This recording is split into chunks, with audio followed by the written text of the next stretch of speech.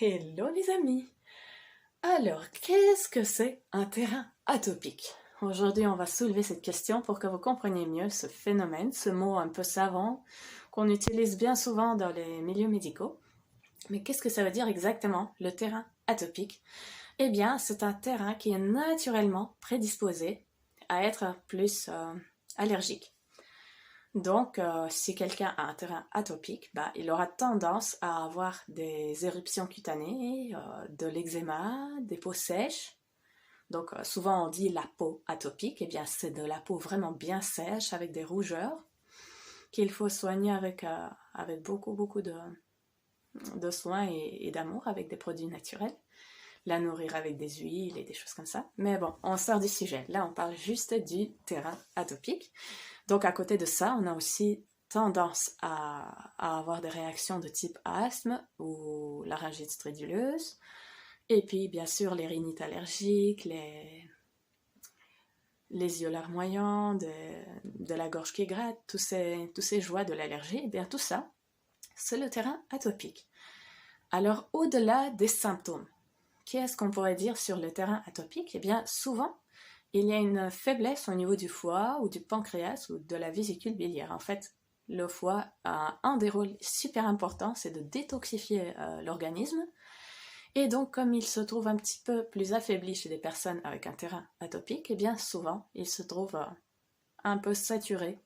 Donc, ça peut beaucoup aider pour les personnes qui ont le terrain atopique de soutenir cet organe, par exemple avec des petites cures de pissenlit, du desmodium ou du chardon-marie. C'est des plantes qui sont excellentes pour soutenir le foie. Alors ensuite, il y a également bien souvent un problème de digestion défaillante et également de porosité intestinale, ce qui fait que les aliments qui ne sont pas correctement décomposés au niveau de l'estomac et de l'intestin grêle passent dans le sang et on se retrouve en présence de molécules beaucoup trop longues par rapport à ce que le corps sait utiliser au niveau des cellules pour assimiler les nutriments. Et on se retrouve donc avec une réaction immunitaire car les intrus, on ne sait rien en faire, donc on déclenche une alerte rouge et on les neutralise car on sait de toute façon rien en faire. Donc voilà le tableau général du terrain atopique. Et pour les solutions, évidemment, naturaliser un petit peu à tous les niveaux votre style de vie. Je pense que c'est déjà un premier pas qui pourra vraiment vous aider, c'est-à-dire rajouter plus de fruits et légumes crus, frais, bio, rajouter des jus de légumes à votre menu, sans spécialement supprimer quelque chose. Et puis, s'il n'y avait qu'une chose à supprimer, je dirais, essayez de diminuer, ne fût-ce les produits animaux, parce que là, vraiment, un de ces quatre, je vais faire une vidéo sur mon parcours, et vous verrez qu'en supprimant les produits animaux, réellement, là, on obtient un résultat spectaculaire au bout d'un moment.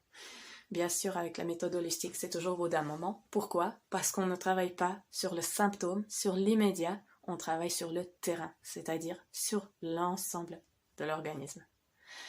Voilà, sur ça, je vous dis à bientôt pour de prochaines vidéos. Alors bien sûr, partagez un maximum, puisqu'il y a beaucoup de personnes allergiques, de plus en plus.